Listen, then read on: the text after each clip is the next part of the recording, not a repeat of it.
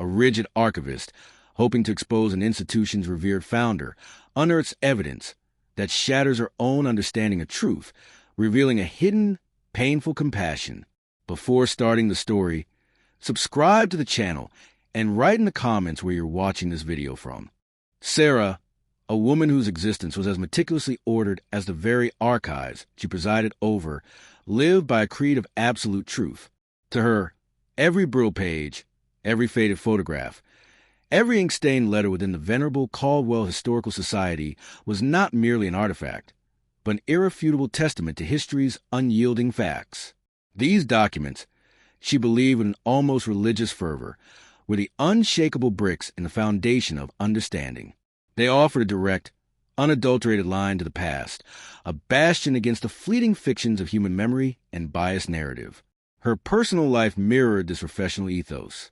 Her apartment was a study in minimalist precision, books arranged by subject and then by color, cutlery aligned perfectly in its drawer, a sense of calm order permeating every corner. She found solace in routine, in the predictable turning of pages, in the quiet hum of the climate-controlled vaults. Emotions, for Sarah, were something best observed in a historical record, not indulged impersonally. They muddied the waters of clear thought, distorted objective analysis.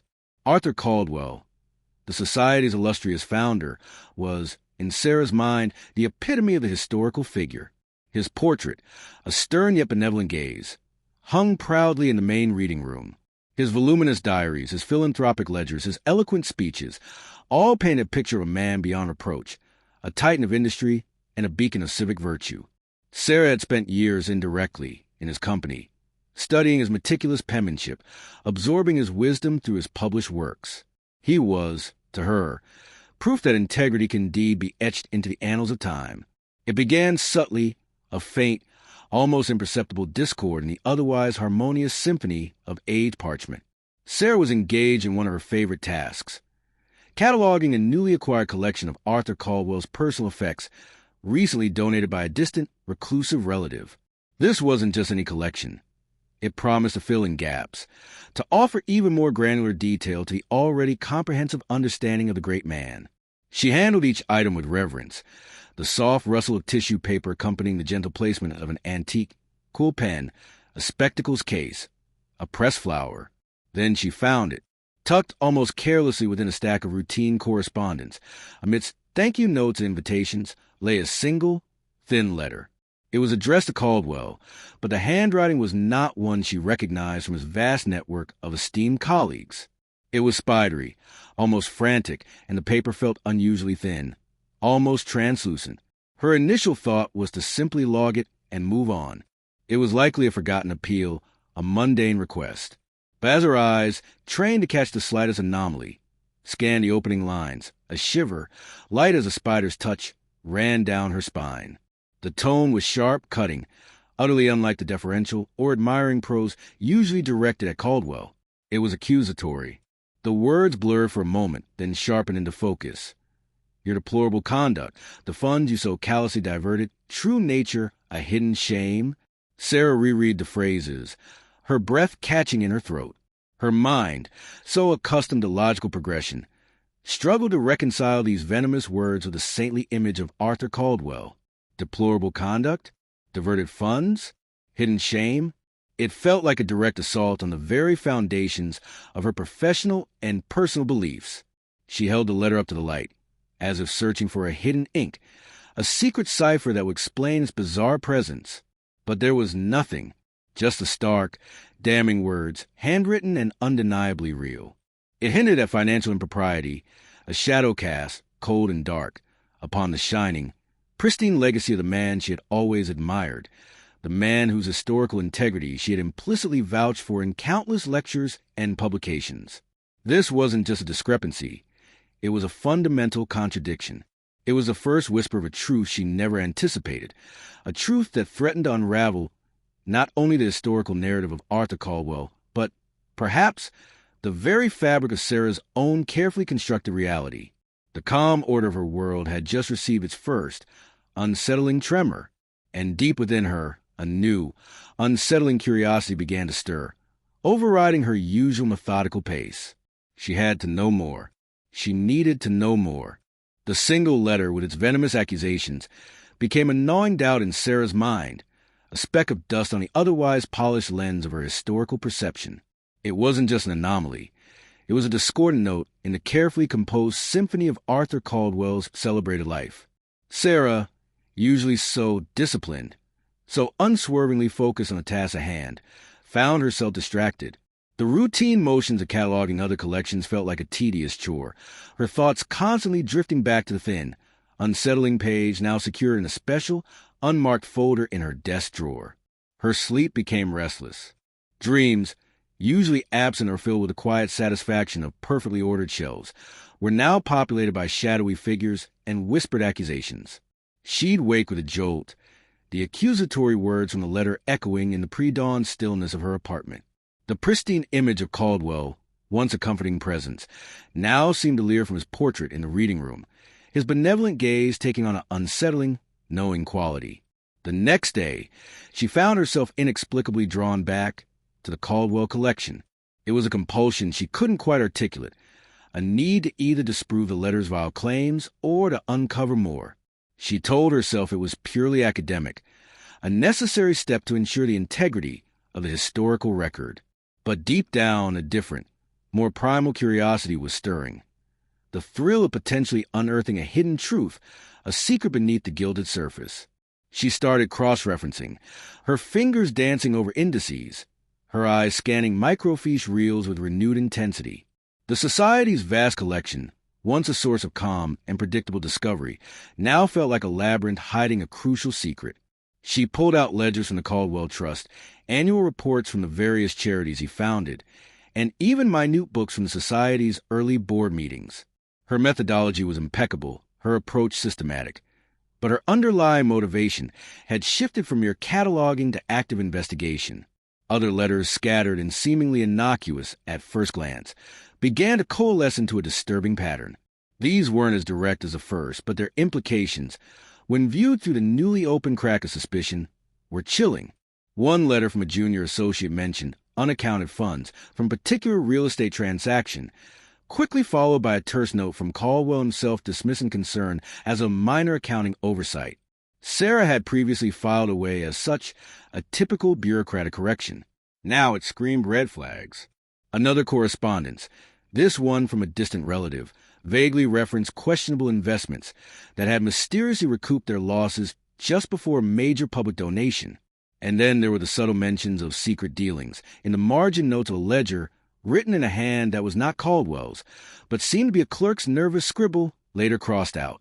Each instance, on its own, could be dismissed as coincidence or misinterpretation. But together, they started to form a mosaic of doubt, each piece fitting just a little too perfectly into a picture of veiled impropriety. The picture forming was far from the benevolent patron she'd always known. It was subtly sinister, a portrait of a man who might have been manipulating the very system he appeared to champion. Sarah felt a peculiar mix of exhilaration and betrayal. Her intellectual certainty was being challenged, and in its place, a sense of righteous indignation began to simmer. How could such a revered figure have hidden such a deceitful underbelly? She found herself making excuses to stay late, long after the other archivists and researchers had departed. The silence of the Historical Society at night, usually a comforting blanket, now felt charged with conspiracy. The vast shelves of books seemed to lean in, whispering secrets. The portrait of Arthur Caldwell in the main reading room seemed to watch her, his painted eyes following her movements as she tiptoed through the hushed corridors. Even her physical movements became more guarded. She handled the documents with an almost paranoid care, as if the very paper might betray her secret investigation. She made copies of anything remotely suspicious, tucking them into a separate, locked drawer away from the prying eyes of her colleagues. The thought of confronting Mr. Harrison, the Society's director, with her nascent suspicions was daunting. He revered Caldwell almost blindly. No, she couldn't risk revealing her hand too early. She needed more, irrefutable proof. The more she dug, the more the gnawing doubt transformed into a solid conviction. Every seemingly innocent detail from Caldwell's past now appeared tainted, viewed through the prism of possible deception. His grand philanthropic gestures, once seen as pure benevolence, now seemed like calculated moves to distract from darker currents. His meticulous record-keeping, once admired as a sign of his thoroughness, now felt like a carefully constructed facade to hide irregularities. The urge to expose, to finally set the record straight, grew stronger with each unsettling discovery. Sarah, the archivist dedicated to preserving truth, was now driven by a powerful impulse to reveal a hidden lie. She was becoming a detective of history, her mind racing with theories, her heart pounding with the thrill of the chase. The calm, predictable rhythm of her life had been irrevocably disrupted by the whisper of a secret, and she knew, with an unsettling certainty, that she wouldn't rest until that whisper became a roar. The venerable Caldwell, in her mind, was no longer a hero but a riddle, and Sarah was determined to solve it. Driven by a fierce, almost unyielding conviction that truth must prevail, Sarah embarked on a clandestine mission. The gnawing doubt from the previous weeks had solidified into a concrete belief. Arthur Caldwell, the revered founder of the Caldwell Historical Society, was not the paragon of virtue history had painted him to be. He was a fraud, a manipulator, and it was her sacred duty as an archivist, as a custodian of facts, to expose him. This wasn't just about uncovering a scandal. It was about rectifying a historical injustice, a grand deception that had stood unchallenged for decades. Her small office, usually a sanctuary of quiet scholarly pursuit, transformed into a clandestine war room. The transformation was subtle at first. A locked drawer for sensitive acquisitions that now held copies of suspicious letters. A second, hidden folder on her computer desktop, password protected and innocuously named Grant Research, that contained scanned documents and nascent timelines. Sarah found herself instinctively adopting the habits of a spy, her movements more deliberate, her gaze more watchful. Every interaction with a colleague became an exercise in careful nonchalance. The real work began after hours.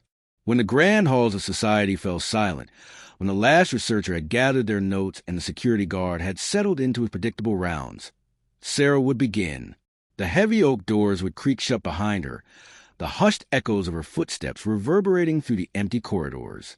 The only illumination would be the focus beam of her desk lamp, casting long, dancing shadows across the towering shelves of historical texts. In the solitary, almost sacred space, she became the architect of Caldwell's undoing. She started by meticulously transcribing every word of every suspicious document.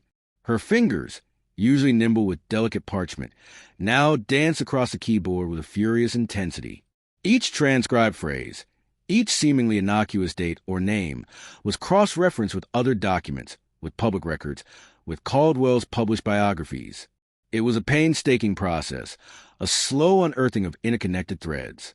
She felt like a forensic accountant, sifting through financial ledgers, searching for discrepancies. A historian, piecing together fragments of a broken narrative.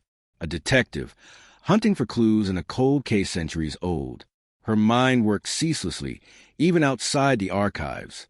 While commuting on the bus, she'd replay conversations, analyze phrases, and consider alternative interpretations of events.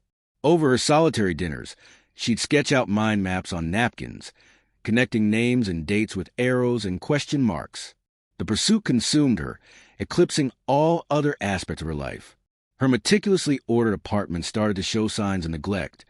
A dust motley on a bookshelf, a stack of unread mail. These were small rebellions against her usual perfection, born of her all-consuming focus. The stacks of photocopies grew steadily, piling up like silent accusers.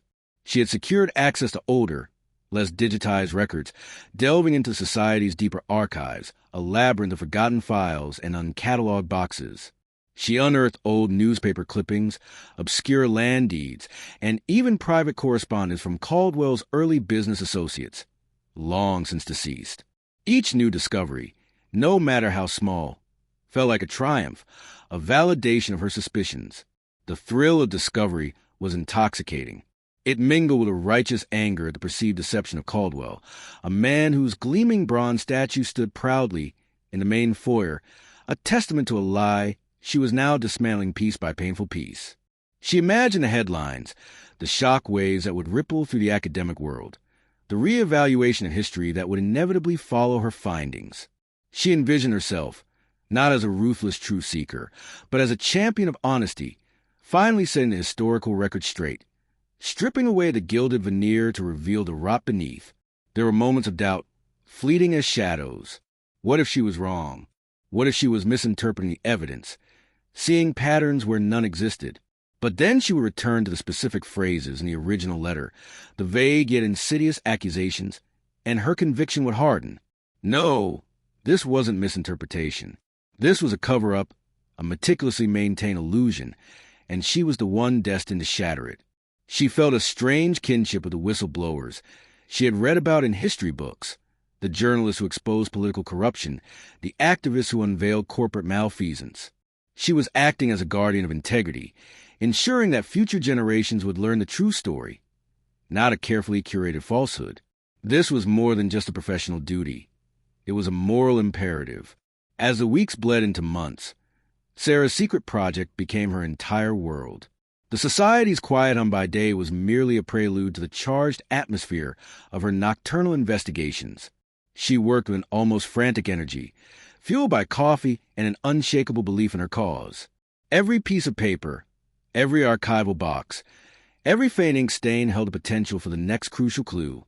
And with each passing night, the image of Arthur Caldwell, the benevolent founder, receded further, replaced by the chilling silhouette of a man whose legacy was built on a foundation of lies.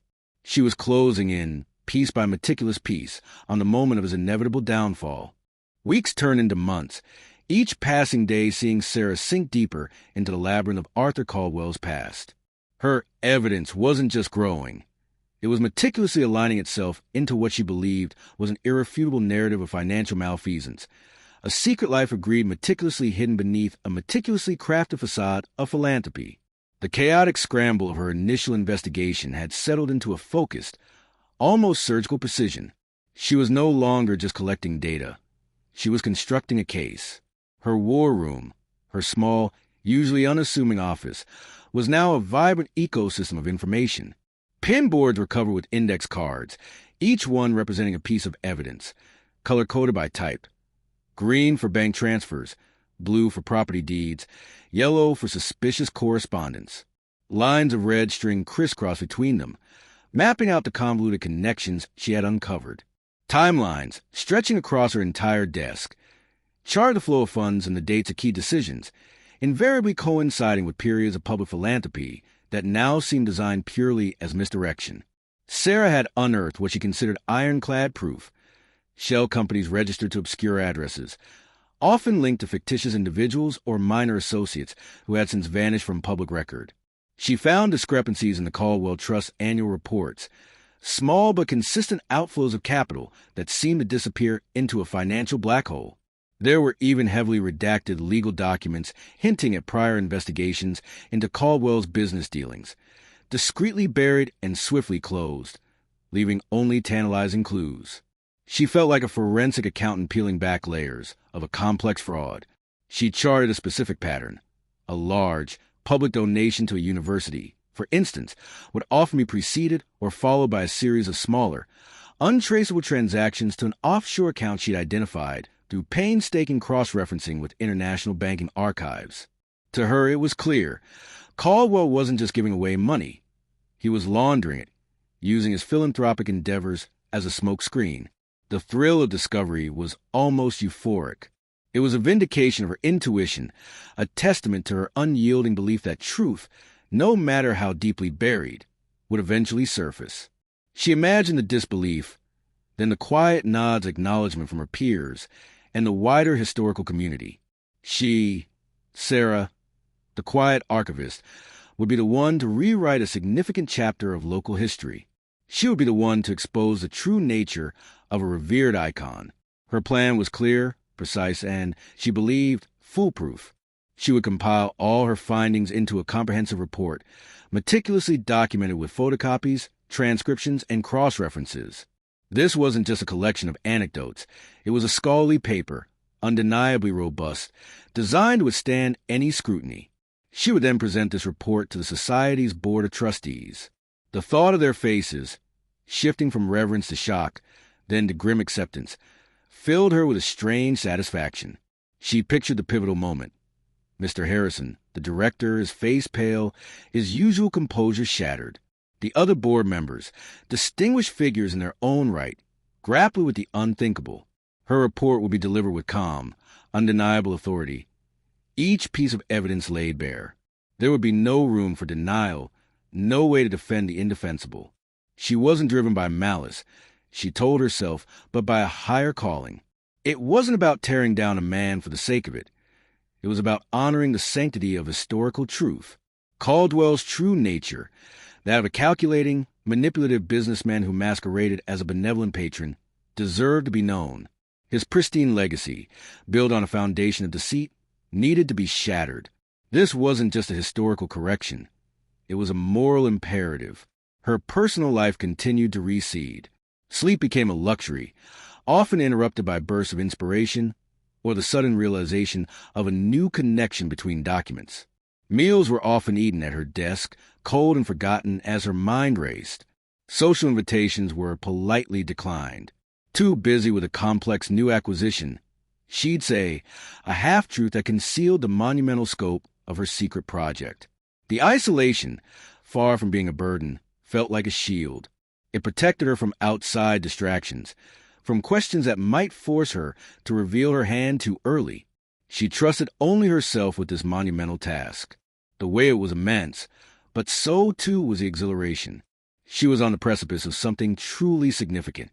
She found herself rehearsing the presentation in her mind, refining her arguments, anticipating counter-arguments. She imagined the ensuing academic debates, the reprinting of textbooks, the inevitable reevaluation of Caldwell's entire era. She, Sarah, the unassuming archivist, would be the catalyst of this seismic shift. Her dedication, her unwavering commitment to facts, would finally be recognized. The statue of Arthur Caldwell in the main foyer, once a source of quiet inspiration, now seemed to mock her with its stoic, falsely benevolent gaze. She would often pause before it on her way out each night, a silent promise forming on her lips. Soon, she thought, soon the truth would be known. Soon the pedestal would crumble. She was convinced she was on the verge of groundbreaking historical revelation, a moment that would define her career and, more importantly, redefine history itself. The stage was almost set, the evidence irrefutable, and the moment of revelation drew nearer with every passing day. Just as Sarah was preparing her final presentation, just as the last red string was meticulously tied between two damning index cards, a peculiar anomaly snagged her attention. She was in the final review phase, meticulously checking every source, every date, every cross-reference, polishing her arguments until they gleamed with irrefutable logic. This was the last sweep, the final assurance that her case against Caldwell was airtight. She was reviewing a particularly damning set of correspondences, letters purportedly from various disgruntled business partners of Caldwell's, complaining about breached contracts and unexplained losses. These were among the earliest pieces of evidence she had found, instrumental in solidifying her initial suspicions. She had handled them countless times, transcribed them, analyzed them, and now, under the harsh glare of her desk lamp, she examined it with an almost microscopic intensity. It was the handwriting. Not Caldwell's, of course, but the script of the supposed complainants. She had initially noted its consistency, attributing it to a general formality of the era. But now, as she compared one letter to another and then to a third, a subtle, disquieting detail emerged. The letters were from different individuals, ostensibly written years apart, from different cities, even different countries. Yet, the handwriting was not merely consistent. It was identical.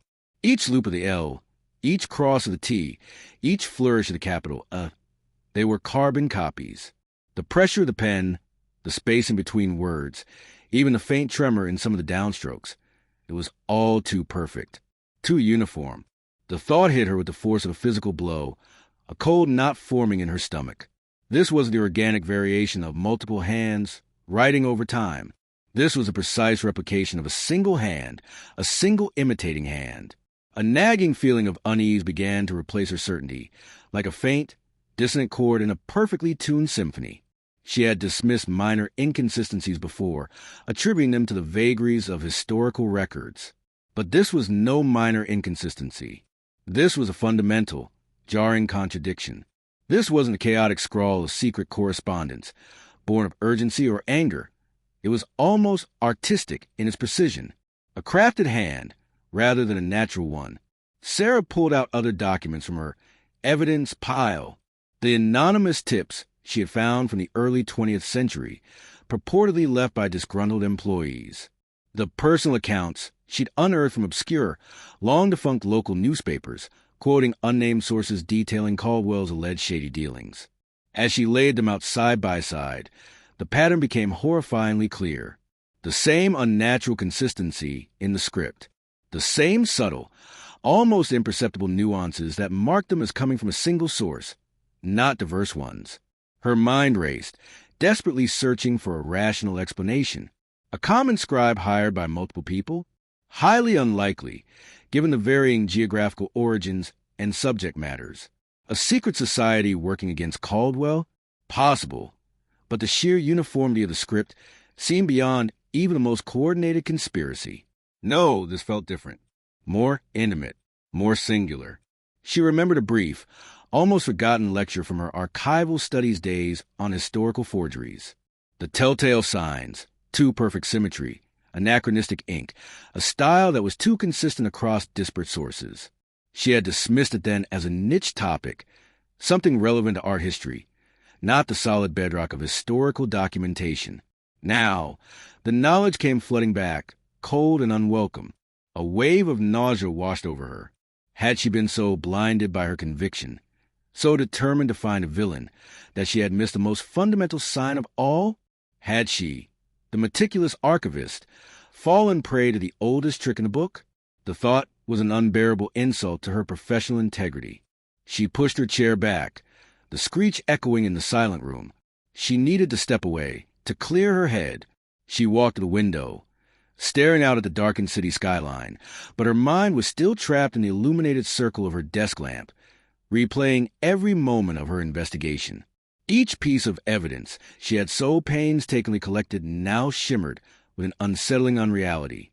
The meticulously charted timelines, the color-coded index cards, the damning narrative she constructed, all of it suddenly felt precarious, built on a foundation of sand. The righteous anger that had fueled her for months began to curdle into a bitter dread. The exhilaration of discovery evaporated, replaced by a creeping horror. What if her grand expose wasn't about revealing a truth, but about perpetuating a lie? What if she wasn't a hero unmasking a villain, but an unwitting pawn in a much older, darker game? The perfect handwriting, the strange uniformity across supposedly different sources. It was a whisper, louder than the first, chilling her to the bone. It wasn't the whisper of Caldwell's hidden corruption, but the haunting echo of something far more insidious. The possibility that her entire truth was a carefully constructed fiction, and that she had been utterly, profoundly wrong. The irony was brutal. In her relentless pursuit of a lie, she might have become its unwitting champion. Her certainty, once her greatest strength, had become her gravest vulnerability. Her intuition, finally honed by years of meticulous archival work, screamed at her. The peculiar uniformity of the handwriting, the chilling realization that her evidence might be an elaborate fabrication, now consumed her thoughts. She had to understand why. The question wasn't just if the letters were forged, but who would go to such lengths, and why they would target Arthur Caldwell so systematically. This wasn't a random act of malice. It was a carefully orchestrated campaign. Sarah returned to the initial acquisition records for the Caldwell collection. These were usually mundane documents, donor agreements, inventory lists, provenance details. She had reviewed them countless times, but this time, her eyes scanned them with frantic, desperate intensity, searching for any overlooked detail, any misplaced comma, anything that might offer a clue to this unsettling puzzle. Her earlier scrutiny had been focused on what the documents said about Caldwell. Now, she was desperately looking for who had provided them, how they had come into the society's possession. The collection had been donated by a distant, elderly cousin of the Caldwell family, a reclusive woman named Mrs. Adelaide Finch, who lived in a small, isolated town upstate. Sarah remembered the brief correspondence, a series of terse, almost reluctant letters from Mrs. Finch, arranging the transfer of what she described as family papers and effects. There had been no in-person meeting, no lengthy discussions of the collection's significance. It had been a surprisingly smooth, almost too easy acquisition. As Sarah meticulously sifted through the acquisition box itself, the original packing materials, the shipping labels, even the slightly musty tissue paper that had once cushioned Caldwell's belongings, her fingers brushed against something unexpected. Hidden beneath a layer of seemingly insignificant invoices, tucked beneath a crumpled packing slip and a discarded piece of twine, she found it. It was a small, leather-bound journal. Its cover was plain, unadorned, the leather worn smooth in places from countless hours of handling. There was no title, no author's name etched onto its surface, no indication of its contents. It seemed to have been overlooked, dismissed as personal ephemera, perhaps even mistakenly included in the box. It certainly hadn't been listed on the official inventory. A chill ran down Sarah's spine. This was the kind of detail that, in her line of work, often heralded the true story. With trembling hands, Sarah opened the journal. The pages were filled with a looping, elegant script, distinctly different from the precise, uniform hand of the forged letters. This was a fluid, almost poetic hand, yet laced with a subtle tremor that hinted at inner turmoil. The ink was faded in places, the paper yellow with age, but the words were clearly legible. The first entry was dated over 60 years ago, and it began not with a grand statement, but with a quiet, almost melancholic observation about the weather. Sarah scanned the opening pages, her heart pounding with a mixture of dread and anticipation. Was this another one of Caldwell's secrets? A hidden lover? A confession? As she read further, a different kind of narrative began to unfold. The entries were deeply personal, introspective, charting the daily life of a woman, her observations on society, her fleeting joys, her profound sorrows. The name of Arthur Caldwell appeared frequently, but not as a benevolent public figure. He was my brother Arthur, sometimes admired, often resented, increasingly feared. The author of the journal revealed herself in the early pages. Amelia Caldwell, Arthur's younger sister, largely forgotten by history, overshadowed by her famous sibling. Sarah vaguely recalled a brief mention of a sister in one of Caldwell's biographies, a passing note about her early death. But here, in these pages, Amelia was vibrant, complex, and, as the entries progressed, increasingly disturbed. The early entries painted a picture of a sensitive, artistic young woman, struggling with feelings of inadequacy in the shadow of her brilliant, successful brother. But as the years passed within the journal's pages, a dark curve began to emerge.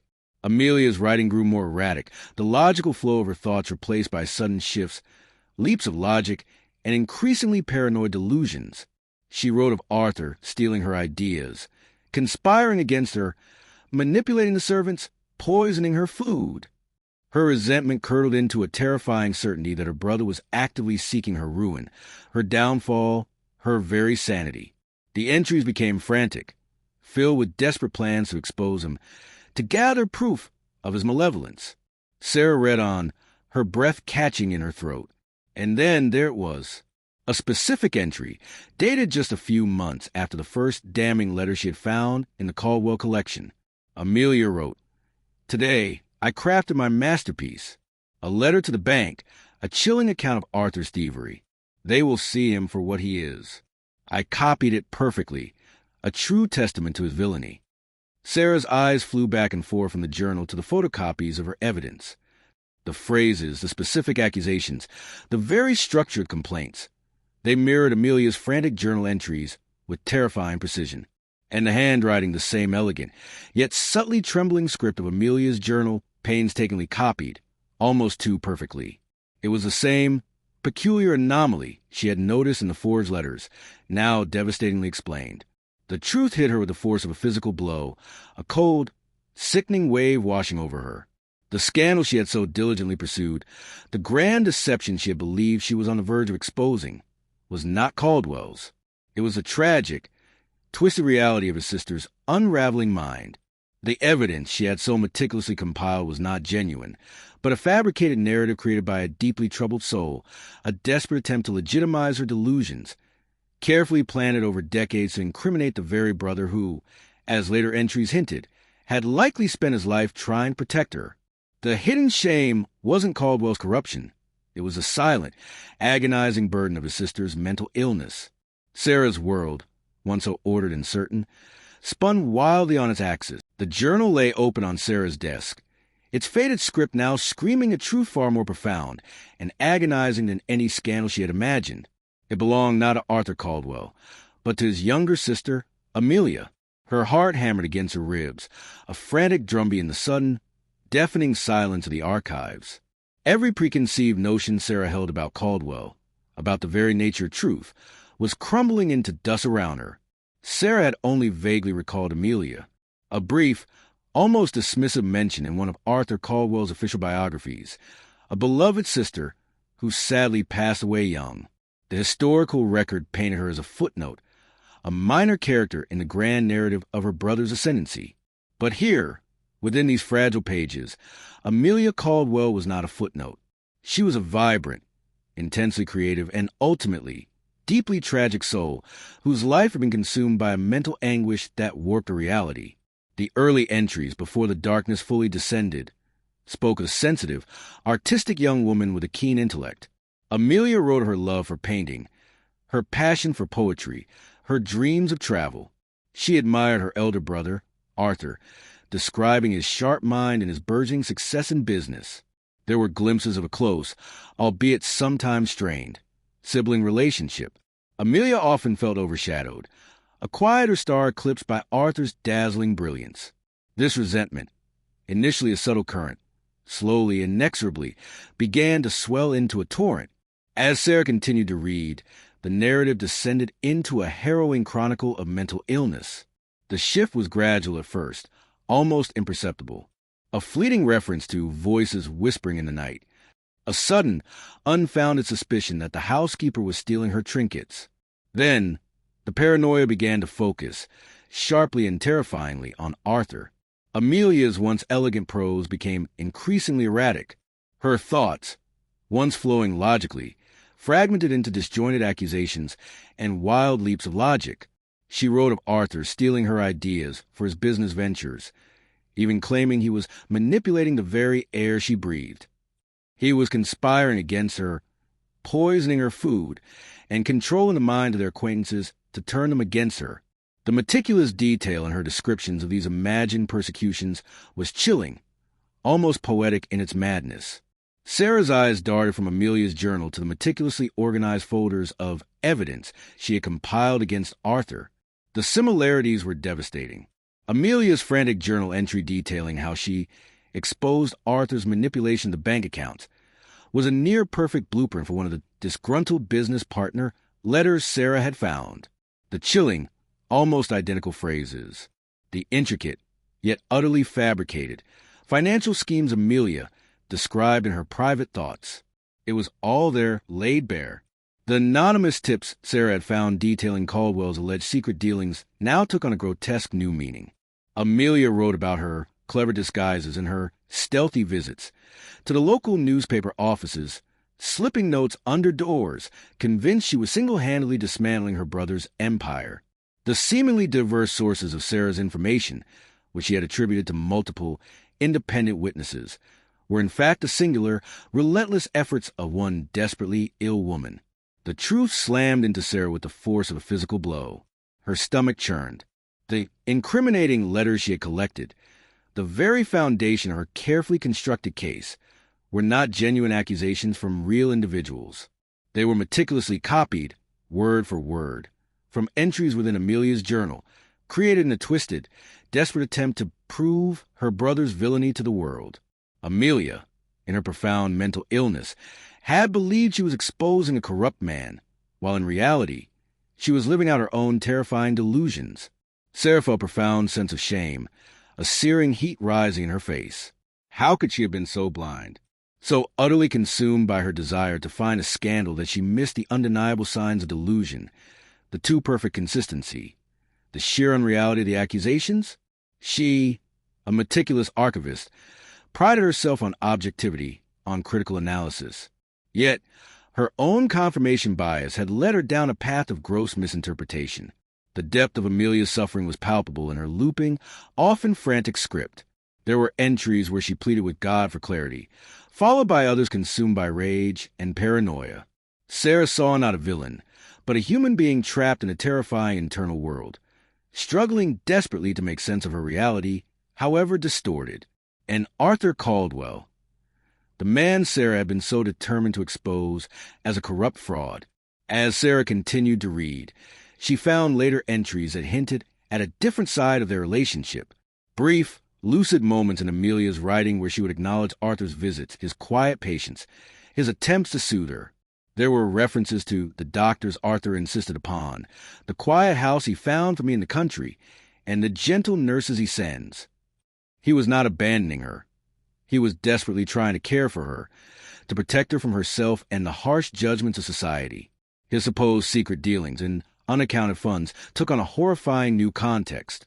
Were they really evidence of his corruption, or were they the desperate financial maneuvers of a man trying to pay for costly, discreet medical care to maintain his sister's dignity and to shield a family name from the scandal of her mental decline? The coldness Sarah had read into Caldwell's public persona now seemed like a mask of profound grief and a desperate attempt at preservation, not just his reputation, but of his sister's fragile peace. The realization was a punch to the gut. Her attempt to expose perceived corruption would not have revealed a scandal, but inadvertently exposed the founder's private anguish over his sibling's illness and a quiet, lifelong effort to protect his sibling's dignity, even in her madness. The founder's true dark legacy wasn't financial malfeasance. It was a silent, heartbreaking burden of a family secret, painstakingly protected from a judgmental world. Sarah looked at her evidence now with a profound sense of horror, seeing not Caldwell's guilt, but Amelia's agony and Arthur's silent sacrifice. The weight of her misguided quest pressed down on her, suffocatingly. The truth, revealed in the looping script of Amelia's journal, hit Sarah with the force of a physical blow, leaving her breathless and utterly disoriented. The carefully constructed edifice of Arthur Caldwell's corruption, which she had so meticulously built over months, crumbled into dust around her. Her evidence, once a source of righteous satisfaction, now lay before her as a collection of tragic echoes, twisted by a mind lost to illness. Sarah stared at the journal, then at her own meticulously organized evidence, now utterly meaningless. The color-coded index cards, the intricate timelines, the damning photocopies, all of it now shimmered with unbearable irony. She had been so certain, so self-righteous in her pursuit of villain, so convinced of Caldwell's hidden depravity, that she had been utterly blind to a far more profound and heartbreaking human story unfolding right under her nose. The Arthur Caldwell she had painstakingly uncovered was not a cunning financial manipulator, but a man burdened by an immense, silent sorrow. His supposed secret dealings were not illicit ventures, but desperate attempts to manage Amelia's unpredictable episodes, to ensure her safety and dignity. The unaccounted funds were not embezzled wealth, but the quiet, painstaking costs of specialized medical care, of private sanitariums, of nurses sworn to secrecy. His meticulous record-keeping, once seen as a sign of his precise criminality, was now understood as the desperate vigilance of a brother trying to navigate a life fractured by mental illness, to maintain a semblance of order amidst chaos. The discreet payments Sarah had chartered to offshore accounts were likely not for money laundering, but for private, off-the-books care facilities in places where Amelia's condition could be managed away from the public eye, preserving the family's privacy in an era less understanding of mental health. Caldwell's vast public donations, which Sarah had cynically interpreted as calculated distractions, were now seen for what they truly were: genuine acts of philanthropy, perhaps even a desperate effort to channel his grief and anxiety into something positive, something that truly benefited society. He hadn't just been building a legacy for himself. He had been pouring his life into causes that offered a different kind of hope amidst his personal despair. Sarah's rigid framework of right and wrong, her black and white view of history, shattered. She had operated under the assumption that historical figures were either heroes or villains, their actions neatly categorized into good or evil. But Amelia's journal revealed a truth far more complex, a human drama woven with threads of love, sacrifice, and unbearable pain. Arthur Caldwell was not a villain. He was a silent martyr, bearing a secret burden that would have crushed a lesser man.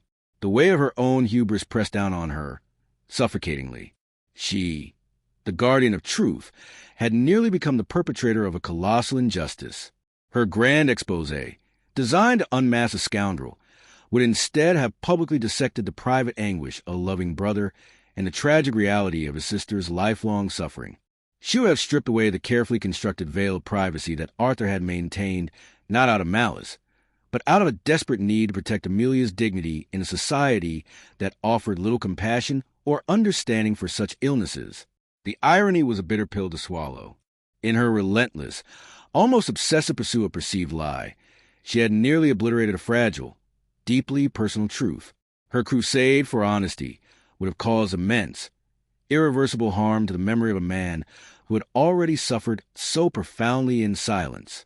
She had sought to tear down an idol, only to discover the idol had been a shield, meticulously crafted to protect another. The archive, once a place of reassuring order, now felt like a vault of unspoken sorrows. Every document, every piece of paper she had touched, seemed to vibrate with the unseen burdens of the past. History, Sarah realized with a profound sense of humility, was not just about dates and events and public figures. It was about the quiet, agonizing human stories that unfolded behind closed doors, stories often too painful, too personal, to ever make it into official records. She thought about the Caldwell statue in the foyer, the one she had eyed with such contempt. She pictured Arthur Caldwell, a man who had faced the unimaginable, who had carried the crushing weight of a loved one's mental illness through an era of profound ignorance and stigma. He hadn't sought public sympathy or recognition for this burden. He had simply endured, worked, and continued his public service, all while battling a private war. Her anger at him evaporated, replaced by a deep, aching empathy and a profound sense of respect. The meticulous, almost obsessive nature that had allowed her to uncover Amelia's journal was the same quality that had blinded her to its significance initially. Her desire for a clear-cut scandal had narrowed her focus, preventing her from seeing the larger, more nuanced picture. She had fallen victim to confirmation bias, allowing her initial suspicions to color every subsequent piece of information she encountered. The silence of the archives at this late hour was no longer conspiratorial. It was deeply reflective. Sarah sat there for a long time, the journal clutched in her hands, its pages whispering not of Caldwell's corruption, but of his quiet strength, his enduring love, and Amelia's tragic descent. Her understanding of truth, of integrity, of heroism itself, was irrevocably altered. It was a truth far more complex, far more nuanced, and infinitely more human than anything she had ever encountered in her perfectly catalogued world. The grand expose was dead. In its place, a seed of a different kind of understanding began to grow, one rooted in empathy and humility. Sarah sat frozen, the weight of Amelia's journal of physical press against her chest. Her grand expose, the culmination of months of obsessive work, lay shattered around her, a collection of broken fragments that once made a coherent, damning narrative but now exposed only her own profound misjudgment. The air in the archives, usually cool and still, felt suddenly thick, suffocating. Every breath was a painful reminder of her colossal error. Her gaze drifted from the journal to her meticulously organized evidence. The pinboard, once a proud display of her investigative prowess, now seemed to mock her. The red strings connecting various, incriminating documents looked less like a map of corruption and more like the tangled threads of her own misguided certainty. Each color-coded index card, once a triumph of discovery, was now a monument to her blindness. She had been so confident, so utterly convinced of Caldwell's guilt, that she had completely misinterpreted every single clue, every single piece of data. The meticulous, almost obsessive nature that had allowed her to uncover Amelia's journal was the same quality that had blinded her to its significance initially. Her desire for a clear-cut scandal, for a definitive villain, had narrowed her focus, preventing her from seeing the larger, more nuanced picture. She had become a victim of confirmation bias, allowing her initial suspicions to color every subsequent piece of information she encountered. Every ambiguous phrase, every missing ledger entry, every anonymous tip had been twisted to fit the narrative she was so desperate to construct. The irony was a bitter, searing taste in her mouth. In her relentless pursuit of perceived lie, she had nearly obliterated a fragile, deeply personal truth. She recalled the hours spent poring over bank statements, convinced she was tracing illicit funds. Now, she understood they were likely the agonizing record of costly, discreet medical care, of the struggle to maintain a semblance of normalcy for a sister consumed by mental illness. The shell companies she had uncovered were probably fronts for quiet, isolated retreats where Amelia, could be cared for away from the harsh judgments of society. Caldwell hadn't been hiding wealth. He had been hiding a profound, heartbreaking family tragedy. The righteous anger that had fueled her for months, that had given purpose to her solitary nights, evaporated, replaced by a wave of profound shame and regret. She felt a burning humiliation. How could she, a professional archivist, dedicated to the objective preservation of history, have allowed her own biases to so thoroughly corrupt her judgment? She had prided herself on her analytical rigor, her unflinching pursuit of facts. Yet, she had been less a scholar and more a prosecutor, selectively gathering evidence to fit a preconceived verdict. The image of Arthur Caldwell, the benevolent patron, had been replaced in her mind by that of a calculating fraud. Now, she saw him anew, a man quietly bearing an immense, almost unbearable burden. A man who, in an era of little understanding or compassion for mental illness, had chosen to protect his sister's dignity and sanity above all else, even at the cost of his own public image. His stern portrait in the foyer no longer seemed to mock her. It looked back with quiet, knowing dignity, a silent testament to a life lived with profound, unacknowledged sacrifice. Her grand expose, meticulously prepared for society's board, would have been a public dissection of a private anguish. She would have stripped away the carefully constructed veil of privacy that Arthur had maintained, not out of malice, but out of a desperate need to shield Amelia from a world that would have condemned and ostracized her. She would have caused immense, irreparable harm to the memory of a man who had already suffered so profoundly in silence. The very legacy she had sought to tarnish would have been destroyed not by truth, but by a catastrophic misinterpretation of it. The weight of her nearly inflicted damage was immense. She imagined the headlines, not the ones she had envisioned exposing Caldwell, but ones exposing her own colossal blunder. The professional ruin, yes, but far more devastating was the moral failure. She hadn't just been wrong. She had been fundamentally, profoundly unjust. The quiet hum of the climate control in the archives, usually accompanying backdrop, now sounded like a mocking whisper. The vast shelves of books, once sources of objective knowledge, seemed to hum with the untold, silent stories of countless other lives, full of complexities that defied easy categorization. History, she realized with chilling clarity, was far more nuanced, more human, and infinitely more fragile than she had ever understood. It was not a simple collection of facts, but a tapestry woven with visible threads and invisible ones, the unspoken sacrifices, the hidden pains, the quiet dignities. Sarah slowly closed Amelia's journal, her fingers tracing the worn leather. The initial thrill of her investigation, the heady rush of being on the verge of a groundbreaking revelation, had dissipated completely, leaving only a hollow ache. Her certainty, once her greatest strength, had become her gravest vulnerability. The black and white world she inhabited had exploded into 1,000 shades of gray. She had come to expose a hidden truth, but the profound irony was that the truth she found had exposed her. It had exposed her biases, her assumptions, and the dangerous arrogance of believing she always knew best. The grand expose was dead. In its place, a raw, painful, yet ultimately transformative realization had been born.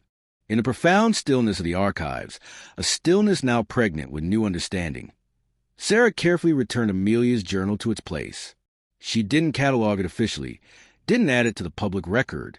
Its rightful place, she realized, was hidden away, a private testament to a family's enduring pain and love.